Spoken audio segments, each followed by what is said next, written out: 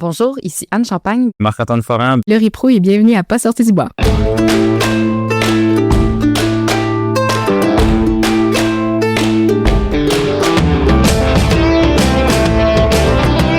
Entre elles, on se jase, entre elles, on se rencontre, entre elles, on existe.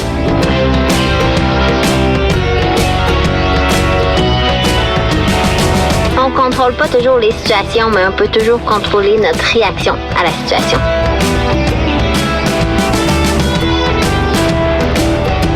Si tu commences à te sentir bien courir un ultramarathon, fais-toi-en pas, ça va passer.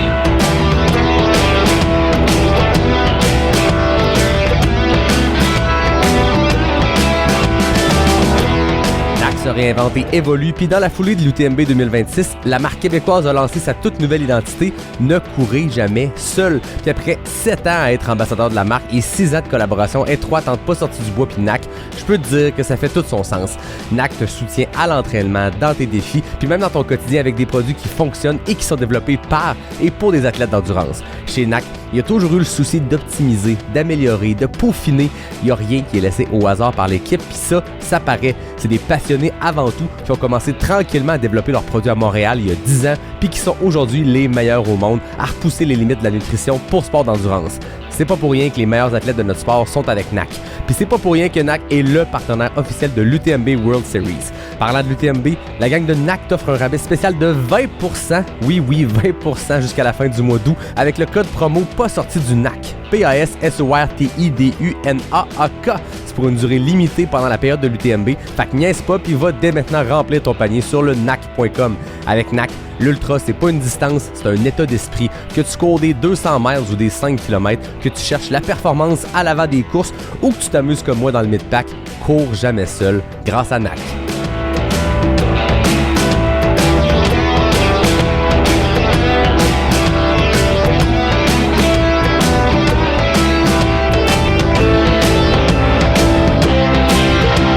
Ouais, ben, on n'est pas sorti du bois, hein? Bonjour tout le monde, bienvenue à ce 289e épisode de Pas sorti du bois et la semaine de l'UTMB.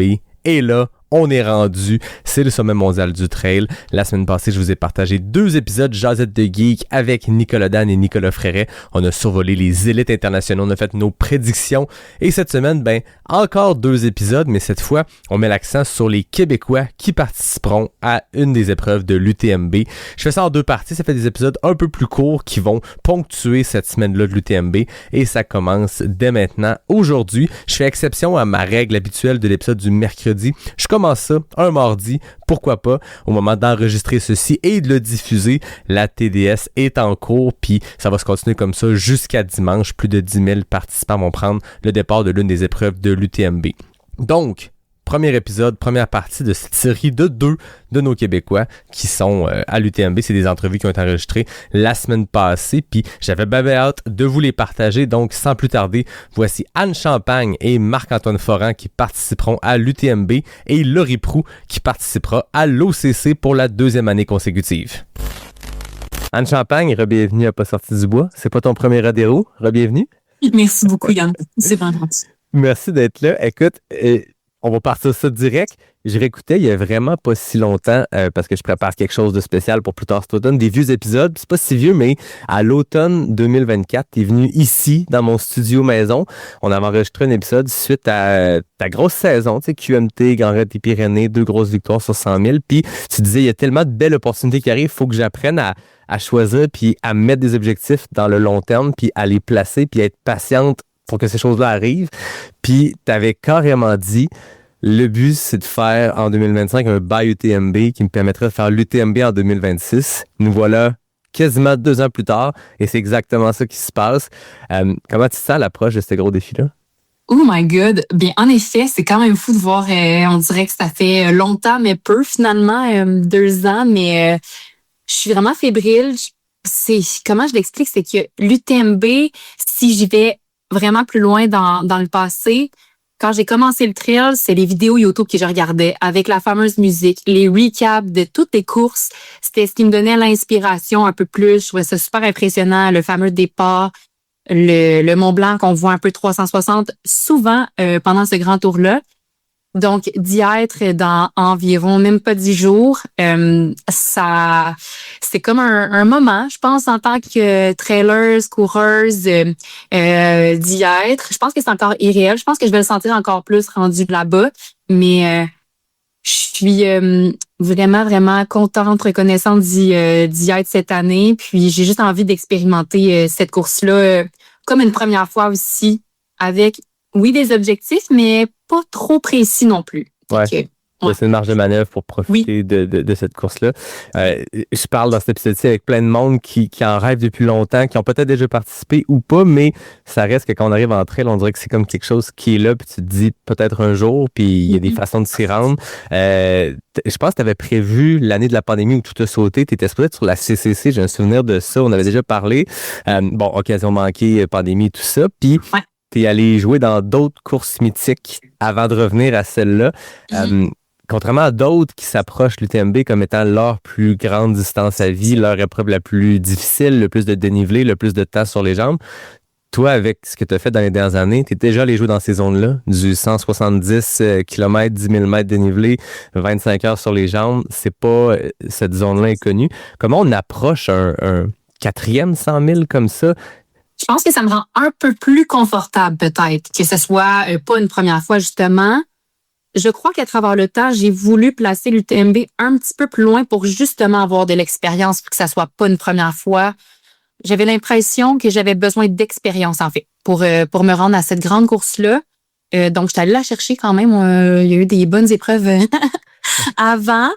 C'est quasiment... j'ai hâte de le voir, peut-être. Je suis comme un peu UTMB, surprends-moi. Mais j'ai quand même fait des 100 miles compliqués. J'ai des RP, diag qui sont dans les mêmes ratios de distance et de dénivelé, mais des terrains que j'ai l'impression un peu plus techniques.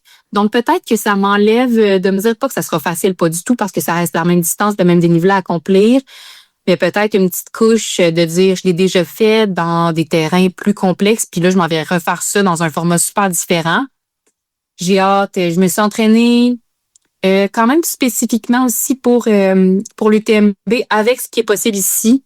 Mais beaucoup de tapis inclinés pendant longtemps, avec des degrés de pente un peu similaires au long col.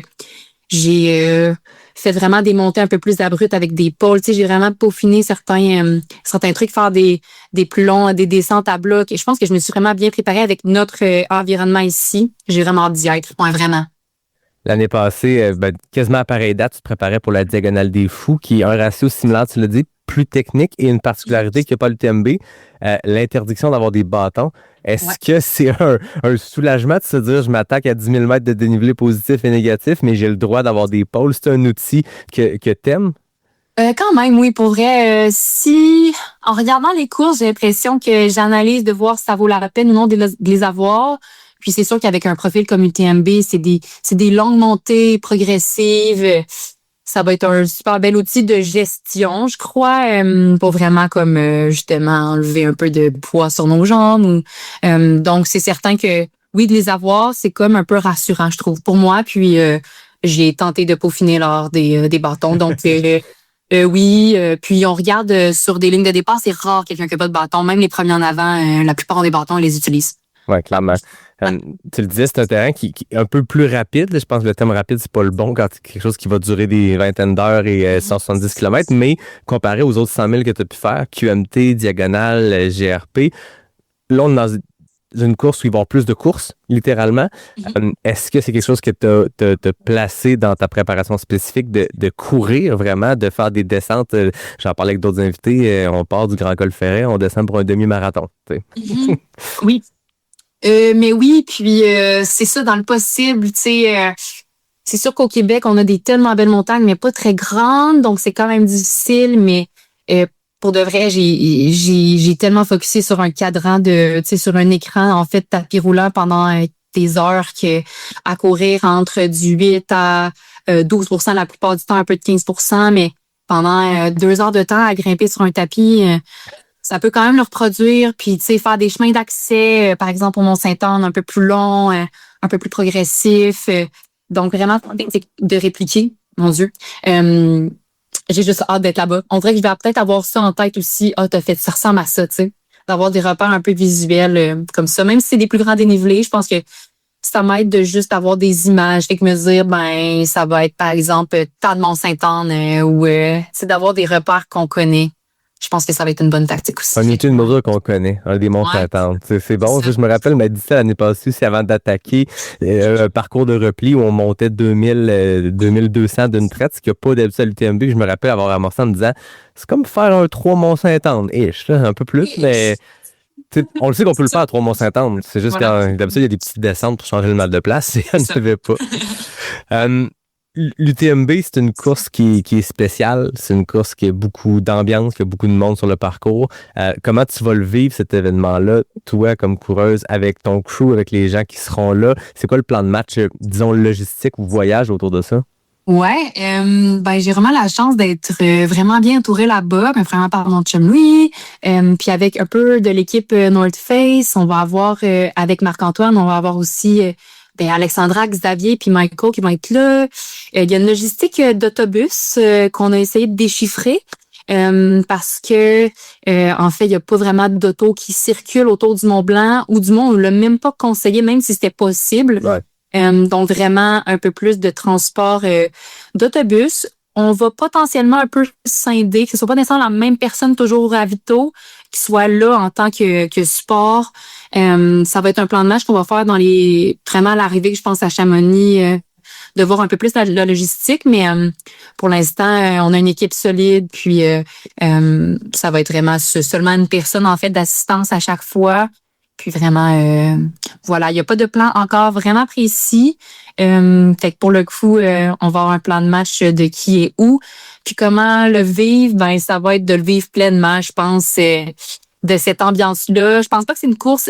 Personnellement, je sais pas, peut-être que je vais la refaire une autre fois dans ma vie, mais c'est pas quelque chose que je souhaite faire maintes et maintes fois. Je trouve ça spécial, une course, un dossard. Donc j'ai vraiment envie de profiter.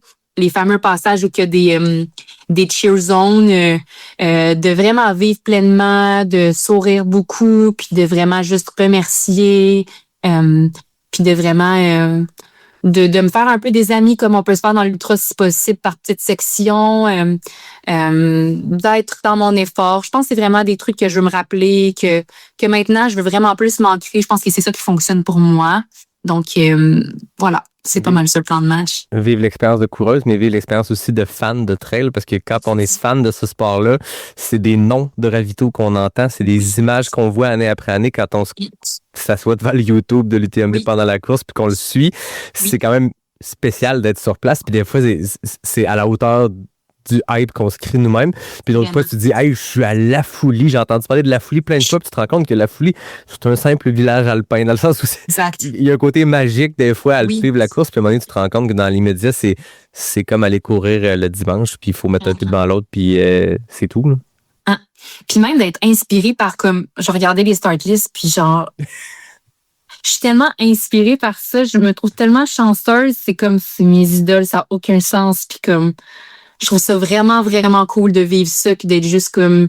Moi, ça me motive tellement d'être avec comme tout ce field-là qui est super varié, autant comme les meilleurs de notre sport, comme ceux qui veulent l'accomplir. Je trouve ça une scène. Fait que j'ai vraiment hâte d'être là-bas, d'être inspirée. Dans les dernières années, tu as fait des saisons où il y avait, j'ai l'impression, plusieurs gros objectifs. Tu es allé à Chianti, tu es allé à Val d'Aran, tu as fait la Diag à travers des courses québécoises. Cette année, je regardais, puis tout semble en direction de l'UTMB. Tu avais un QMT un peu plus tôt cette année, mais à part ça, on t'a pas vu prendre plusieurs dossards. C'était quoi la stratégie entre le début de l'année, mettons l'hiver, puis pierre par pierre, comment on monte cette saison-là, autant en termes de bloc d'entraînement que de courses préparatoires en direction de l'UTMB? Ouais. Au départ, j'étais censée faire Black Canyon 100K en début d'année. Puis, je suis pas mal certaine maintenant, peut-être pour me protéger dans mes choix, mais en même temps, j'étais blessée à ce moment-là. Puis, je pense que c'est la bonne chose de pas la faire finalement dans mon cursus d'année. C'était peut-être trop grand, puis j'étais peut-être pas prête non plus pour un 100K rapide comme ça. Je pense pas que c'est nécessairement ma force, puis peut-être qu'il me manque quelque chose pour être plus performante. Mais j'avais envie quand même, un jour je vais la refaire, c'est sur Black Canyon. Donc, c'était supposé commencer tôt, mais finalement, c'était ma première vraie blessure, je pourrais dire, que j'ai vécue en tant que coureuse. On a vraiment pris le temps de solidifier le tout. Ça m'a peut-être permis justement de bien bâtir, puis d'arriver vraiment un peu plus tard en saison, puis d'être très en santé en ce moment, comme il n'y a rien qui cloche vraiment. Donc, très contente d'être là en ce moment en santé à l'approche, puis d'avoir vraiment des bonnes sensations. Fait que oui, tout était pointé. Je trouvais ça important, en fait, d'avoir du temps à l'entraînement. J'ai pas J'aime de plus en plus remettre des dossards, mais c'est pas qu'est-ce qui me fait le plus triper dans la vie. J'aime ça être dans le bois. J'avais envie d'être plus dans les montagnes, puis de moins mettre de dossards permet d'avoir des plus longs blocs d'entraînement, puis de possible de mettre des aventures à travers tout ça. Donc, ouais, objectif A+, for sure, l'UTMB. Puis, il y avait le QMT. Puis, finalement, on a ajouté une course un petit peu plus tard. En fait, en novembre, je vais en Afrique du Sud. Donc, ça va comme compléter l'année. Donc, vraiment comme l'objectif AA. Puis, le reste pour triper. Une course ici. Puis, une place que j'ai vraiment envie d'aller dans ma vie. Donc, ça va être cette année, là. Maintenant qu'on se transpose à la fin de ton UTMB, tu as traversé la ligne d'arrivée. C'est quoi les facteurs qui font que tu vas te dire c'était réussi, cette course-là, ce trip-là, cette aventure-là autour du Mont-Blanc est réussie? Ouais, je pense que si j'arrive à l'arrivée, que je me suis inspirée de ce qui se passe autour de moi, mais je me suis respectée dans mon effort, puis je me suis vraiment centrée sur moi à travers ce tour de gros massif-là. Je vais vraiment, vraiment être contente. Je me rappelle toujours de le plus possible d'être juste comme quand il y a un coup de moins bien, de sourire à ce moment-là, finalement, d'un peu contrer quand c'est un peu plus tough, puis juste de profiter, puis que je pense que ça fait un peu le tour, juste de tellement profiter, puis juste de m'être respectée dans cet effort-là. Parce que c'est facile, je pense, de se laisser déconcentrer. Si tu es à la recherche quand même d'une certaine performance à la hauteur de tes attentes, mais que tu sais que c'est comme les championnats du monde. Tu sais, il y a du monde, tout le monde veut vraiment être performant à cet événement-là. Donc, ça va être challengeant de se positionner dans un field aussi élevé. Peut-être quelque chose qu'on est moins habitué. Mais si je suis capable de me respecter là-dedans et de respecter mon effort, je vais vraiment être contente. On te souhaite tout ça, Anne. Merci beaucoup d'avoir pris le temps à quelques heures, jours de prendre tes bagages et de partir vers la France. On a très hâte de te suivre là-dedans. Puis j'ai hâte qu'on s'en jase après. Au jeu devant un micro, juste en allant courir. Oui, exact. Merci beaucoup, Anne. Marc-Antoine Forand, bienvenue à Pas sorti du bois. La dernière fois qu'on s'est parlé, c'était au QMT, juste après ton QMT 80. Puis on parlait déjà avec Nico Dan, qui avait fait l'UTMB l'année passée, toi qui y allais. Je pense qu'on avait parlé plus de l'UTMB que du QMT après cette entrevue-là. Comment tu te sens en ce moment? T'es-tu dans l'excitation de bientôt partir et d'aller vivre la semaine la plus folle de ta vie? Ouais, vraiment. Écoute, là, je me sens vraiment bien. Tu sais, moi, c'est drôle, peu importe le voyage de course ou le voyage de famille, moi, je tombe excité quand j'ai passé les douanes à l'aéroport. Mais avant, je suis un peu, tu sais jamais, y a-tu quelque chose, nanana. Fait que j'ai vraiment hâte. J'écoute tous les films de l'UTMB pour me penser à d'autres choses. Mes valises sont prêtes, les entraînements sont faits, tout ça. Mais, tu sais, comme l'excitation de petit jeune va probablement arriver quand je vais te passer les douanes. Puis là, c'est vrai que je vais être en route vers Chamonix. T'sais.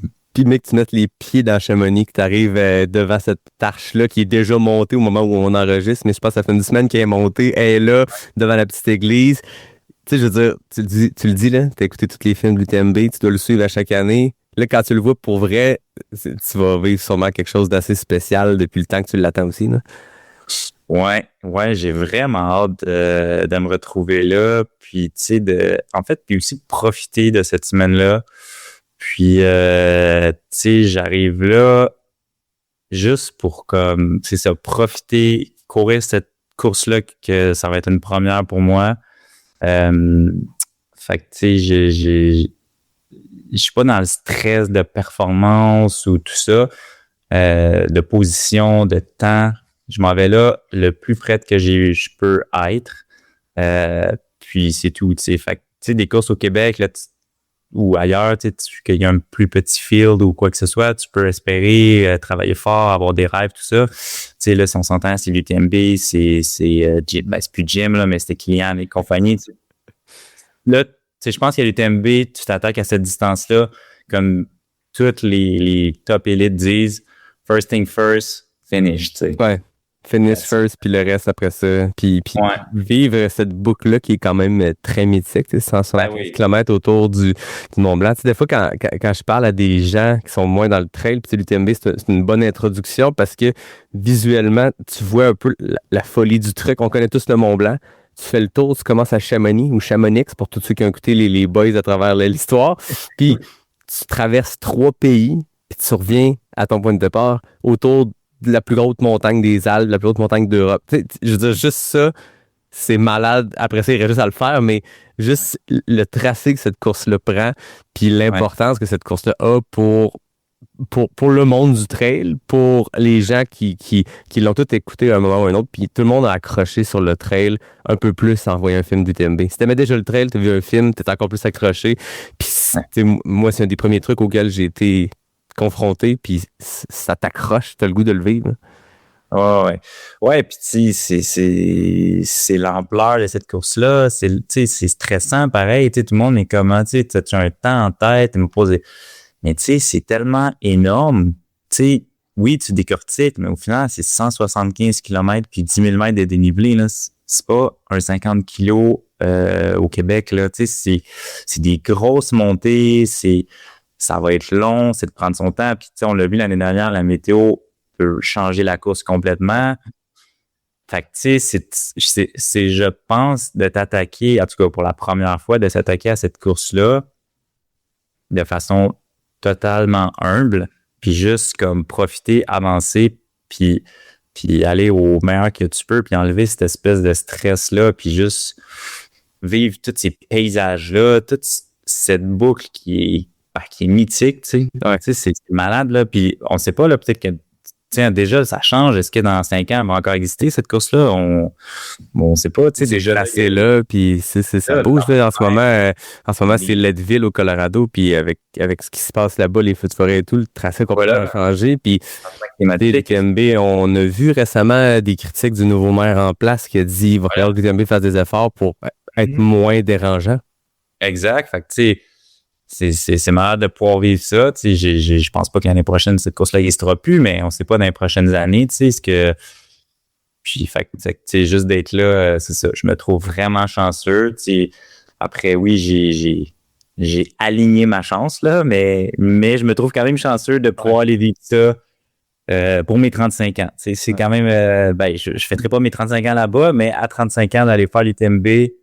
Après 10 ans de course, je trouve que comme c'est cool, tu sais. Puis, tu sais, c'est drôle, j'écoutais justement François Dayen dans une autre entrevue qui disait, tu sais, les gens maintenant, c'est comme, ils vont commencer le trail cet été, puis l'année prochaine, ils veulent aller faire les TMB, tu sais. Tu sais, là, ça fait comme 10 ans que je gonfle mon bagage, mon coffre à outils, mes expériences, des moins bonnes, des bonnes courses, des plus petites, des longues distances, etc.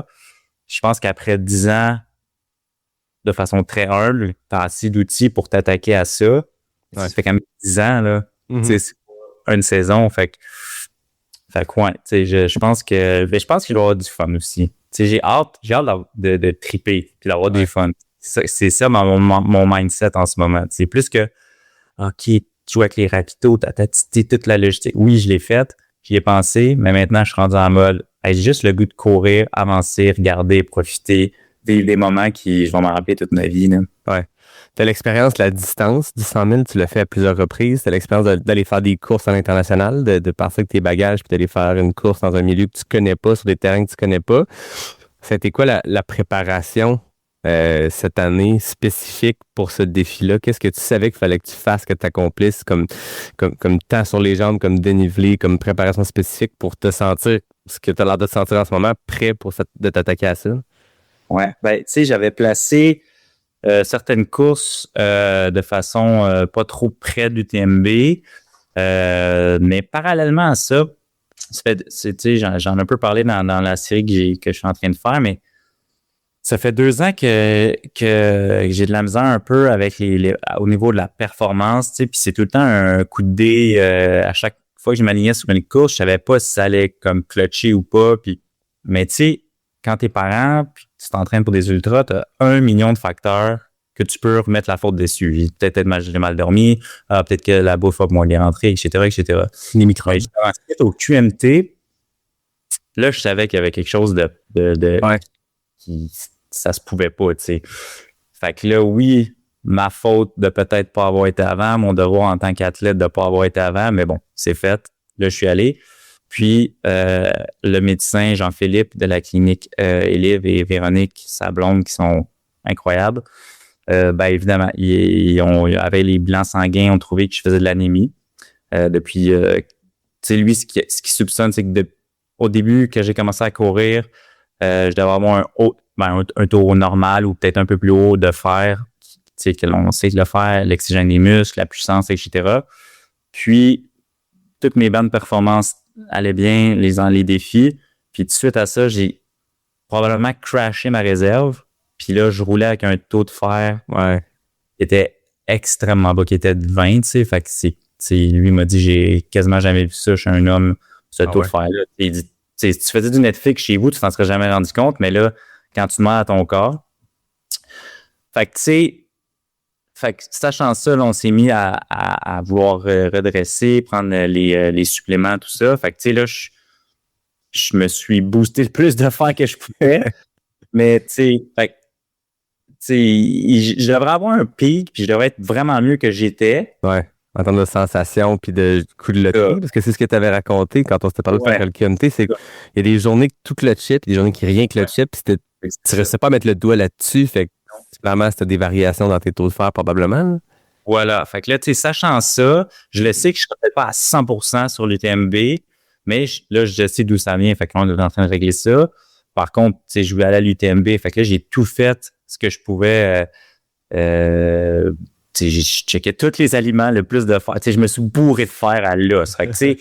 Puis, selon lui, selon ce qu'on parlait, on a ri un peu, mais comme quand même, je suis capable, avec tout le reste de mon métabolisme, je suis quand même confiant que tu ramènes ça pas mal pour l'UTMB. On a quand même quelques semaines. Ça ne sera pas à 100%, c'est sûr, mais bon, peut-être que si ton corps assimile super vite, whatever.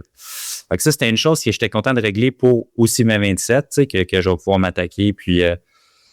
Donc, je vais terminer ma saison cette année avec l'UTMB probablement, ou peut-être une autre course en automne, mais rien de sûr. Mais pour l'entraînement, c'est ça. Fait que j'avais placé certaines courses à Transcan Canaria. Après ça, j'avais j'avais le courir pour Noah, qui était 21 heures de montée-descente, dont moi, je la place puis je fais du dénivelé. Fait que j'allais presque un 7000 de dénivelé là. Après ça, puis tu sais, ça, c'était pas difficile dans le sens, c'était juste l'entraînement sur les jambes. Tu sais, je me suis pas brûlé. Je me suis fatigué, oui, mais je me suis pas comme blessé ou brûlé les jambes ou, tu sais, j'étais pas pété le lendemain, là. C'était juste vraiment long, mais pas dur. Après ça, il y avait le marathon mégantique, puis QMT, puis après ça, l'UTMB. Mais, tu sais, sinon, moi, qu'est-ce qui fonctionne bien depuis tout le temps, puis que j'ai ramené aussi à mes tu sais, j'ai retourné dans mes semaines d'entraînement, puis tu sais, où j'arrivais à le mieux performer, c'est quand je faisais du 120 kilos semaine, 5000 de D en moyenne. Ouais. Puis l'entraînement de musculation, la vie de famille. Puis tu sais, j'essaie de... Oui, c'est pas de l'entraînement, mais mettons, je vais m'entraîner le matin, j'étais avec la famille, je retourne m'entraîner l'après-midi, j'étais avec la famille. Tu sais, t'es tout le temps debout. Tu sais, t'es tout le temps en entraînement, fait que tu loads la capacité à je peux pas m'entraîner puis je me couche puis je fais rien puis fait que t'es tout le temps en mouvement. Tu sais, j'essaie super cool de maximiser mon temps. Tu sais, c'est des affaires niaiseuses, mais faire la pelouse, mettons 1 heure avec une veste de poids, ben tu recharges un peu ton corps. J'essaie de tout le temps pour profiter le plus avec la famille puis faire ça la semaine. Comme ça, la fin de semaine, souvent c'est une journée off totale avec la famille. Tu recharges l'intérieur, tu prends le temps de vivre des moments qui sont importants. Puis après ça, t'es vraiment focus, tu sais, puis t'es pas frustré de « Ah, j'ai manqué une journée, tatati. » Fait que pour arriver à ça, j'essaie de tout le temps maximiser mon temps le plus possible. Puis, ça ressemblait à ça l'entraînement. Puis après, j'ai fait le classique. Idéalement, je l'aurais fait à Chamonix, mais là, je pouvais pas aller à Chamonix aller-retour. Fait que j'ai fait le profil du TMB sur 3 jours à Bromont. Fait que j'ai fait, 55, 55, 55, puis 2005-ish chaque jour. Ah ouais. Fait que j'ai fait comme, c'est ça, 3 jours back-à-back. Ma blonde était partie au chalet avec les enfants. J'étais tout seul chez nous. Fait que, tu sais, j'étais pas rushé dans le temps. J'avais pas rien. Je revenais chez nous, je mangeais. Puis ça a super bien été. Fait que, tu sais, puis ça, c'était parallèlement aussi aux suppléments en féctine, puis tout ce que j'ai pris. Là, j'étais allé acheter chez Avril tous les suppléments de fer. Je les ai que ça va. Fait que tu sais, puis là, on dirait que vraiment, je me sens vraiment puissant. Tu sais, la semaine passée, j'ai fait un peu de vitesse pour ramener le corps puis délusser les jambes. Puis ça allait vraiment bien. Je repassais des paces que ça faisait longtemps que j'étais capable de tenir longtemps, tu sais, rapide. J'étais vraiment assez cool. Tu sais, ça m'a mis vraiment en confiance que tout se réalignait. Fait qu'après, tu sais, je pense que mon mindset était vraiment, en janvier, on savait que j'allais à l'UTMB, c'était de faire tout ce que je pouvais avec ma réalité pour être le plus prête à chaque point. Tu sais, après, la météo, la jaugie, le monde qui va être là, t'as aucune idée, l'heure, le temps, j'ai aucune idée. C'est la dernière fois que je l'ai fait, cette course-là. Tu sais, tu peux pas... Je vis au Québec, là. Tu sais, moi, je vis pas en Europe, fait que j'ai pas de référence de c'est quoi monter 2000 mètres de dénivelé, tu sais. Peut-être ça va aller super bien, puis que comme ça va être malade, peut-être ça va être compliqué. Mais ce que je sais, c'est que toutes les courses que j'ai faites de ma vie, il y en a pas une qui était selon tout ce que, encore une fois, les gens que j'ai parlé, dans le sens que l'UTMB, c'est quand même roulant, entre guillemets, tu sais. Ah ouais. Pas, tu sais, le QMT, c'est vraiment compliqué versus l'UTMB. Tu sais, fait qu'il y a ça qui me motive bien gros d'aller découvrir ces sentiers-là, tu sais, que tu peux dérouler un peu, tu as des portions, oui, un peu plus techniques, mais tu sais, de juste garder un pace puis une foulée, ça, c'est quelque chose que j'aime vraiment beaucoup. Fait que j'ai hâte, j'ai hâte de voir. Mais tu sais, l'entraînement, je suis confiant, j'ai réussi à rentrer toutes mes semaines. Puis c'est ça. Fait qu'avec le problème qu'on a enfin mis le doigt dessus, ben là, on dirait que ça enlève une espèce de stress qui est pas là tout le temps.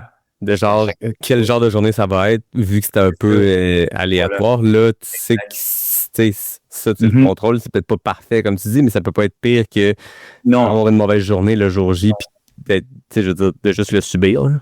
Exact, parce que Jean-Philippe, il m'a clairement dit, tu sais, après, c'est toi qui décides ce que tu veux faire, là, mais tu sais, si tu prends pas de supplément ou tu fais rien, ben, c'est sûr que tu finis pas l'UTMB, là. Ouais, c'est ça. Je te le dis, c'est impossible. Ben, tu sais, tu veux pas, t'as l'expérience aussi, tu sais ce que ça prend pour se rendre au bout d'un 100 miles, puis là, celle-là va probablement te prendre plus de temps que n'importe quel que t'as fait. Fait que tu peux pas aborder un défi comme ça en te disant, ben, ça va coller, là, ça va être correct. C'est 80e kilomètre, complètement démoli, c'est une mauvaise journée, puis il en reste juste 90. Non. Avec 5000 mètres. Non, c'est ça. Fait que, tu sais, là, j'ai tout, Fait que, tu sais, j'ai tout fait de mon côté, qu'est-ce que je pouvais. Après, on sait ce que c'est, là. Jaugie, mais je vais partir là. Tu sais, en fait, ce que je voulais le plus, c'est quand je vais entendre la tune puis qu'ils vont dire on part dans 10 secondes, pas me dire dans ma tête, et crème, j'aurais pu en faire plus. Tu sais, je veux faire comme start. Mon gars, t'as tout fait ce que tu pouvais, enjoy. Ouais. Puis c'est ça que j'ai fait. Fait que j'arrive là vraiment serein puis confiant, tu sais. Les devoirs sont faits, le taux de fer est bon. Ouais. On part et on va s'amuser. Voilà, c'est mon mindset.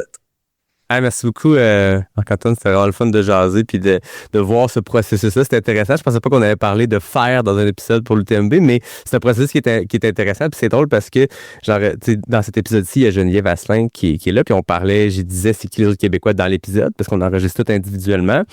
Puis, elle me disait, ben oui, lui aussi, il est consulté avec Elif. Puis, moi, je viens de commencer à parler avec eux pour faire exactement la même chose, un bilan sanguin, puis aller voir, parce que j'avais envie de faire un bilan sanguin avec des gens qui sont des experts là-dedans, puis c'est pas une info pub pour eux, mais c'est drôle que Geneviève m'en a parlé hors micro, toi tu m'en parles au micro, puis moi j'attends un appel d'une minute à l'autre, ou en tout cas dans les prochains jours de leur infirmière qui va m'appeler pour amorcer ce bilan sanguin-là, parce que je donne du sang sur une base assez régulière, c'est important pour moi, mais je sais que ça peut amener des carences, puis j'ai eu des petits indicateurs dans la dernière année de dire peut-être qu'il y a de quoi investir. Tu sais, c'est pas banal ce qu'on fait subir à nos corps pour ça. Puis je suis pas dans la performance, mais je m'entraîne fort tous les jours. Puis je fais des défis à la hauteur de ce que j'aime faire, puis ce qui m'amène hors un peu de ma zone de confort.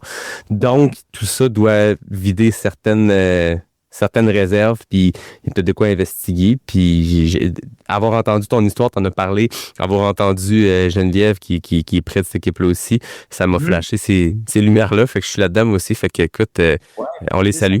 Tu sais, c'est ça, comme tu dis, c'est cool. Ils ont ils ont une approche sportive, tu sais, puis c'est pas juste un médecin de famille qui fait comme j'ai pas eu de nouvelles, tu sais, ils font vraiment un suivi, puis ils regardent les bonnes choses, tu sais, parce que mettons ma blonde le ferait, ben clairement qu'ils regarderaient pas sous la même loupe versus quelqu'un qui fait un 160 puis qui s'entraîne 15 heures semaine, 20 heures semaine, puis qui a une alimentation aussi particulière. Ouais. Moi, j'ai italien, fait que tu sais, c'est tout ça que c'est comme c'est cool, tu te sens en confiance, puis tu sais, quand ils parlent, tu te sens en confiance, tu sais, puis je pense que c'est de là aussi, moi, bon, tu vois, ça m'a pris 2 ans avant d'aller les voir parce que, je sais pas, là, l'humain est fait comme ça, là, tu trouves 36 000 raisons, ben, c'est pas long, là. Si tu le fais, c'est fait, c'est super intéressant, puis c'est aussi, ben, pour ta santé, là. Non, quoi, tu mettrais, je vais aller courir 5 heures dans le bois, mais je vais pas prendre 30 minutes aux 3 mois pour checker si tout va bien, déceler peut-être, comme tu dis, quelque chose qui, peut-être que toi, tu penses que tu es à 100%, peut-être à 50%. Si tu fais juste switcher un petit quelque chose ou prendre un petit supplément, ben, ça t'amène comme avec du feu ailleurs. Puis, fait que non, je pense que c'est important. Puis, tu sais, comme il dit, les hommes encore plus aussi, là. Souvent, les femmes, ils s'écoutent plus, peut-être, je sais pas, peu importe. Mais, tu sais, des hommes, faut y aller aussi, là. C'est méga important, tu sais. Exact. C'est pas banal ce qu'on fait, puis on veut pas dire qu'on est meilleur que les autres, mais c'est pas banal ce qu'on fait. C'est intense, c'est un sport. Puis je dirais la même chose des cyclistes d'endurance, des longs randonneurs qui font du multi-D.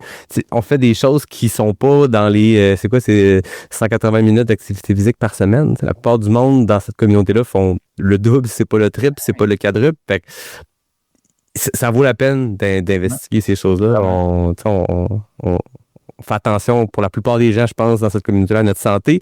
On fait ça parce qu'on aime être en santé, on aime bouger. On a la plupart du monde une bonne alimentation parce qu'on sait que c'est le gaz que tu mets dans le moteur. Mais il y a un bout qu'on contrôle pas, qu'on n'est pas des experts du tout. Puis moi, c'est pour ça que j'hésitais entre je fais juste un bilan de santé avec mon médecin de famille que j'ai pas vu depuis combien d'années, ou j'y vais avec des gens qui connaissent ça, puis je me suis dit, ben, rien contre le médecin de famille, c'est juste, il va regarder ce qu'on regarde chez quelqu'un de sédentaire, est-ce que son taux de diabète est bon, c'est juste n'importe quoi. On va checker les trucs de base, mais je pense pas que le problème est la base. C'est peut-être plus loin que ça, dans des avec une loupe de sportif, tu sais, c'est ça. Il faut aussi, fait qu'ils savent, tu sais, c'est ça, fait que oui, tu sais, c'est, en tout cas, moi, je les recommande vraiment, tu sais, vraiment 100%. C'est super intéressant. C'est aussi super intéressant de savoir plein de choses sur ton corps intérieur que tu peux pas voir, là. Comme, tu sais, c'est complet, là. C'est malade, là. On check nos métriques de course, on cherche certains paces, certaines zones pour des sorties d'intervalle, certaines sensations qu'on aime vivre. Moi, j'aime quand je tombe dans l'espèce de... Moi, quand je dépasse 1 heure de course en sentier, il y a un état quelconque qui embarque que je me rends pas là si je fais pas au moins 1 heure. C'est comme un état second de quiétude, de genre ça, cette zone 1,5, 2 là, tu sais, relax, je pourrais la toffer 20 heures parce que c'est le fun. On est tous à l'affût de ces petites choses-là à force de courir, puis on connaît notre corps, comme tu dis, extérieur, nos sensations, mais il y a un bout qu'on connaît pas, puis ça vaut la peine d'investiguer. 100%. Fait qu'on est parti champ gauche, Marc-Antoine, mais merci beaucoup de ton temps. Amuse-toi l'UTMB, c'est une belle grosse semaine de fans de trail et de coureurs à partir de vendredi soir quand la musique va partir. 2300 personnes qui partent de Chamonix. Tu vas être un de ces grains de sable-là dans ce pack de 2300-là. Amuse-toi, puis pas de doute que tu vas rentrer à la maison une couple de dizaines d'heures plus tard. Ouais, j'ai hâte. Ouais, j'ai vraiment hâte. Merci d'avoir pris le temps de me parler, puis j'espère que vous allez avoir un beau show. Yes, merci beaucoup. Salut. Ça fait plaisir. Ciao. Une des choses qui me fascine avec l'UTMB, c'est qu'en prenant le départ au creux d'une vallée, tu peux avoir l'impression que tu en allais faire une course d'été, puis quelques heures plus tard, tu peux être en train de courir dans des conditions qui ressemblent pas mal plus à l'hiver québécois. C'est ça la réalité de la haute montagne, mais je pense que c'est aussi quelque chose qu'on peut vivre au Québec à l'automne ou à l'hiver. C'est pour ça qu'à Chamonix, comme au Québec, le principe des couches est super important. Une bonne couche de base qui évacue l'humidité, une couche intermédiaire pour garder la chaleur, un coupe-vent ou une coquille imperméable pour bloquer les éléments. Puis idéalement, des morceaux assez légers aménagés pour que tu puisses les traîner dans ton sac sans avoir l'impression de transporter ta garde-robe au complet. Chez Altitude Sport, c'est justement le genre de gear que tu peux trouver. Des vêtements techniques de marques comme Icebreaker, Rab, Patagonia, Arc'teryx, Salomon, Outdoor Research et plusieurs autres pour construire ton système de couches en fonction des conditions dans lesquelles tu cours.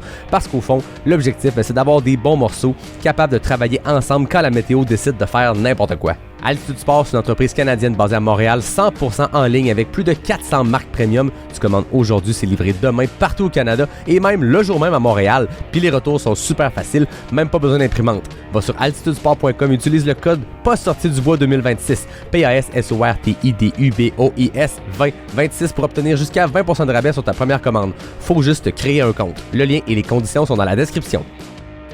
Ce que j'aime du défi des couleurs, c'est qu'il y a vraiment quelque chose pour tout le monde. T'as des coureuses et coureurs qui viennent pour faire leur première course en sentier, d'autres qui veulent battre leur meilleur temps, des familles, des amis qui se lancent un défi ensemble, puis t'as aussi des athlètes qui viennent de partout dans le monde pour se battre pour des titres de championnat. Cette année, c'est des athlètes qui viennent de 21 pays qui vont débarquer au Mont-Saint-Anne. Mais malgré toute cette diversité-là, tout le monde se retrouve dans le même événement, sur la même montagne, pendant le même week-end. Puis c'est probablement ça qui fait la beauté du défi des couleurs depuis toutes ces années. Du 9 au 11 octobre, c'est plus de 6000 participants, une douzaine d'épreuves allant de 1 à 42 km, des compétitions à haut niveau, mais surtout, une immense fête du trail dans l'un des plus beaux moments de l'année au Québec. Que tu viennes pour performer, pour découvrir le sport ou simplement pour passer une belle fin de semaine dehors, il y a une place pour toi au Défi des couleurs. Les inscriptions sont ouvertes et il reste encore des dossards sur toutes les distances. Rendez-vous au défidescouleurs.ca. Le Riprou de retour à Pas sorti du bois après un passage marquant à l'épisode 226, ça fait pas si longtemps. Comment ça va? Ça va bien, ça va bien. De tout cet épisode-là, sur l'UTMB, tu es la seule qui enregistre sur le fuseau horaire de l'UTMB. Tu es en France présentement, à Chamonix. Dis-nous ce que tu fais là présentement, puis parle-nous même de tes derniers mois, parce que tu me disais avant qu'on enregistre que depuis décembre, tu es en France. Ouais, je suis arrivée lundi à Chamonix parce qu'en fait, je travaille maintenant avec le coaching du coureur et la clinique du coureur.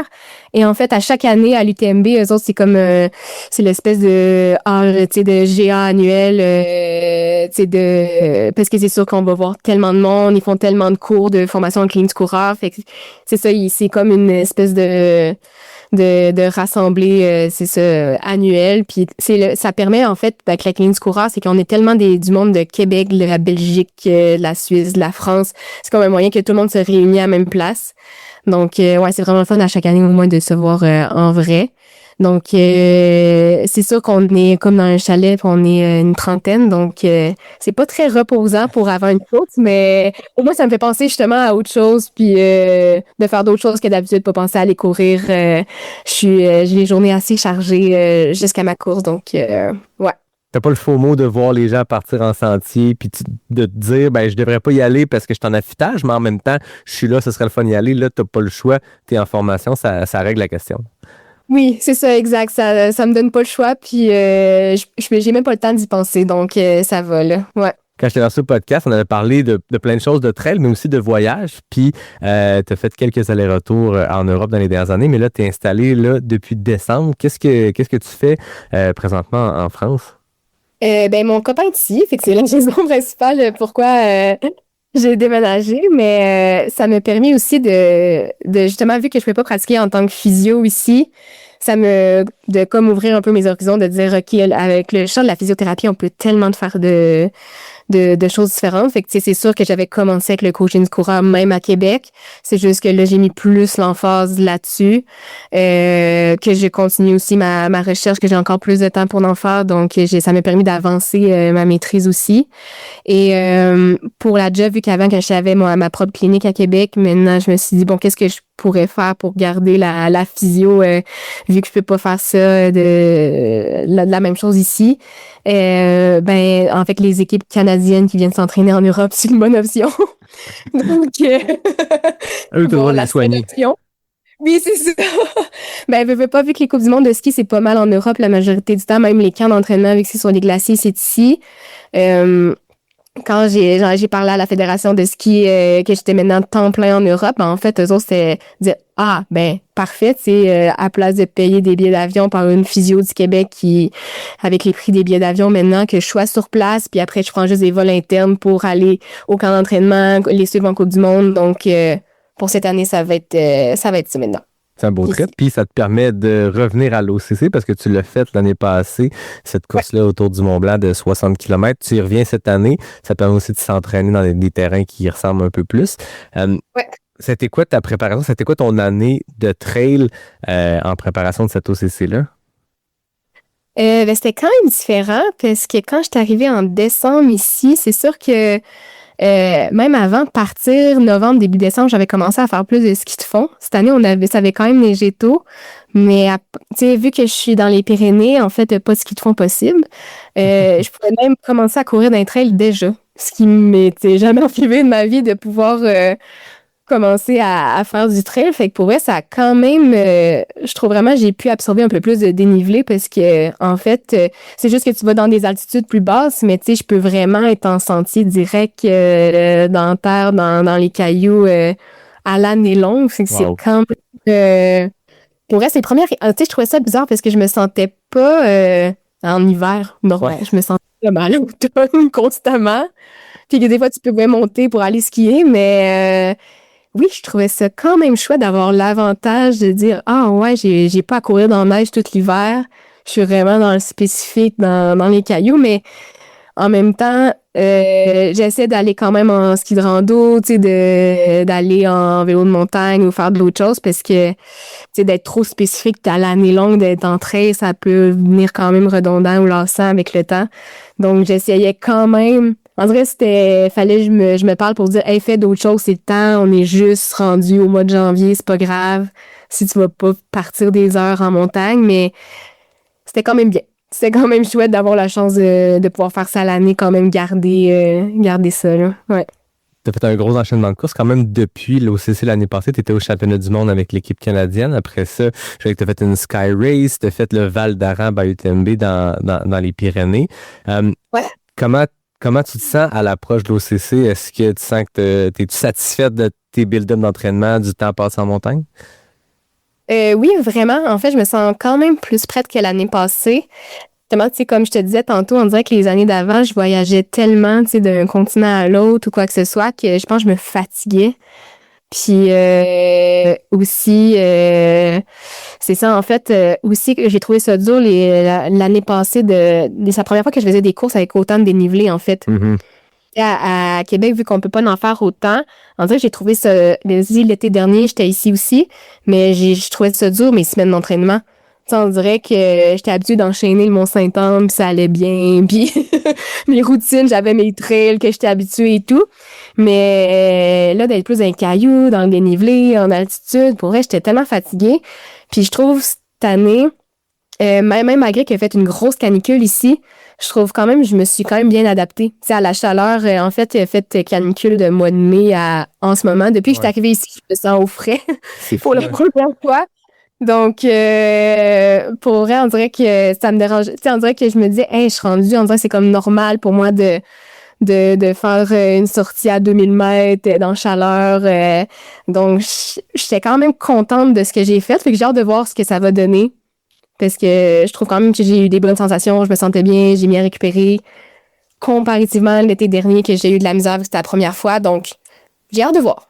Ouais. Est-ce que tu sens l'avantage de revenir faire quelque chose que tu as déjà fait? Tu sais, le parcours est un peu différent, ça reste la même épreuve qui part à peu près à la même heure, au même endroit. Puis, il y a tellement de facteurs à cette course-là. Puis, j'ai parlé avec plein de Québécois dans cet épisode-ci. Le matériel obligatoire, c'est plus de stock à traîner. Ça peut être une surprise quand il déclenche le kit grand froid. Puis là, t'es comme, ça va-tu rentrer? Tous ces paramètres-là, tu les as vécus l'année passée.